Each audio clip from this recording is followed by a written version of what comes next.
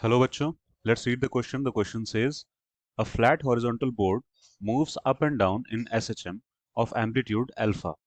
एक flat horizontal board है, जैसे कि हमारा टेबल होता है, वो भी फ्लैट हॉरिजॉन्टल बोर्ड होता है। वो SHM कर रहा है और उसका एम्पलीट्यूड अल्फा है और SHM up and down movements में हो रहा है, सिंपल हार्मोनिक मोशन। उसके बाद then the shortest permissible time period of the vibration such that an object placed on the board may not lose contact with the board is what? तो shortest permissible time period पूछा गया है। ये shortest permissible time period of the vibration पूछा गया है यहाँ पे। और कंडीशन क्या गिवन है कि बोर्ड को उस बॉक्स के साथ या उस ऑब्जेक्ट के साथ कांटेक्ट लूज नहीं करना है, या फिर उस ऑब्जेक्ट को बोर्ड से कांटेक्ट लूज नहीं करना है। ये हमारी कंडीशन है। तो की कॉन्सेप्ट हमारे यहाँ पे दो होंगे। की कॉन्सेप्ट्स हमारे यहाँ पे दो होंगे। पहला तो कांटेक्ट लूज ना होने के लिए कंडीशन कौन सी यूज होंगी? सो नॉट लूजिंग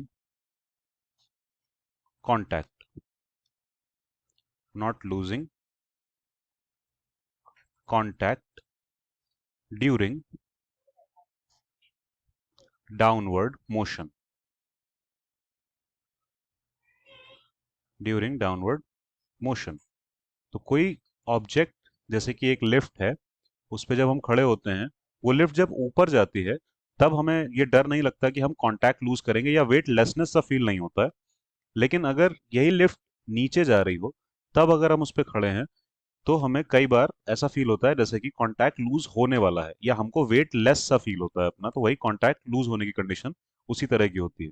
तो एक लिमिट से ज्यादा तेजी से अगर ये लिफ्ट नीचे जाए, तो कांटेक्ट लूज हो सकता है, पर कितनी तेजी से? तो कांटेक्ट लूज होने की कंडीशन यहाँ पे यूज होगी जिसमें acceleration must be less than equal to acceleration due to gravity. तो ये जो नीचे आने का जो एक्सेलरेशन है, वो ग्रेविटेशनल एक्सेलरेशन से कम या उसके बराबर होना चाहिए, उससे ज्यादा नहीं हो सकता। जब कम होगा तो जस्ट कांटेक्ट लूज हुआ होगा। तो ये इक्वल होने की कंडीशन पे कांटेक्ट लूज हो जाएगा, या फिर उससे कम होगा तब तो कोई प्रॉब्लम नहीं है। तो ये कंडीशन हमारी एक तो यूज होगी इस वाले क्वेश्चन में। दूसरा हमारा की कॉन्सेप्ट एक और यूज होगा जो कि एसएचएम की कंडीशंस होती हैं। तो मेनली एसएचएम ही हम यहाँ पे लिख देते हैं। तो सिंपल हार्मोनिक मोशन में हमें देखनी होगी एक बात, कि अगर एक बोर्ड है और उसके ऊपर एक ऑब्जेक्ट प्लेस्ड है, ये हमारा बोर्ड है, हॉरिजॉन्टल बोर्ड, और उसके ऊपर ये ऑब्जेक्ट एक प्लेस्ड है। तो जब ये बोर्ड अपवर्ड मूवमेंट कर रहा होगा, क्योंकि अप एंड डाउन मूवमेंट्स बताया गया है, तो अप जाके एक्सट्रीम पोजीशन पे जाएगा और डाउन जाके भी एक्सट्रीम पोजीशन पे एक बार जाएगा। अब यहाँ पे क्योंकि एसएचएम हो रहा है, तो एसएचएम में एक्सेलरेशन कांस्टेंट नहीं होता है।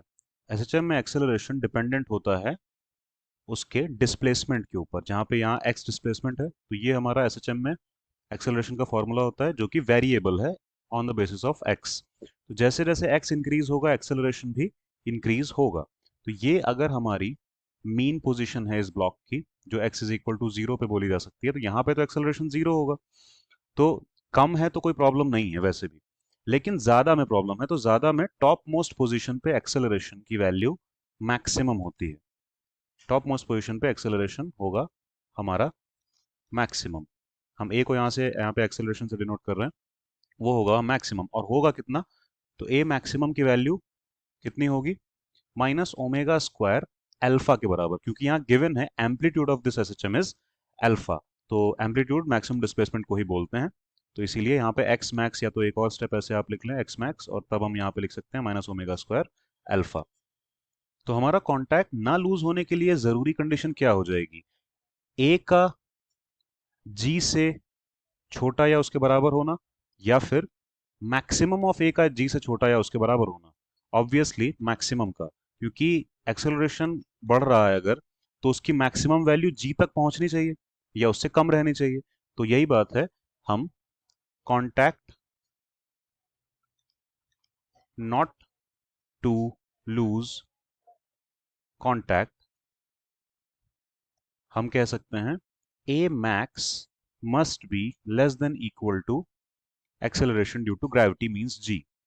क्योंकि अगर हम जी से भी ज्यादा तेजी से किसी चीज को नीचे लेके आएंगे, एक्सेलरेशन उससे ज्यादा कर देंगे, मतलब उससे ज्यादा तेजी से नीचे लेके आ रहे हैं, तो अगर ऐसा उससे ज्यादा तेजी से नीचे लेके आएंगे तो उस बॉडी पे अगर कोई ऑब्जेक्ट रखा है तो वो कांटेक्ट लूज कर देगा, जैसा कि लिफ्ट में भी होता है। तो जी से ज्यादा एक्सेलरेशन पे हम लिफ्ट को नीचे नहीं ला सकते अगर हमें खुद का कांटेक्ट लूज नहीं कराना है। सेम सिचुएशन यहाँ पे इस बॉक्स के लिए भी है, इस बोर्ड के साथ। तो ये ए मैक्स होता है यहाँ एक्सट्रीम पोजीशन पे, क्योंकि एक्सट्रीम पोजीशन पे एक्स की वैल्यू कितनी है, अपनी मैक्सिमम वैल्यू के बराबर, मतलब कि अल्फा के बराबर, एम्पलीट्यूड की।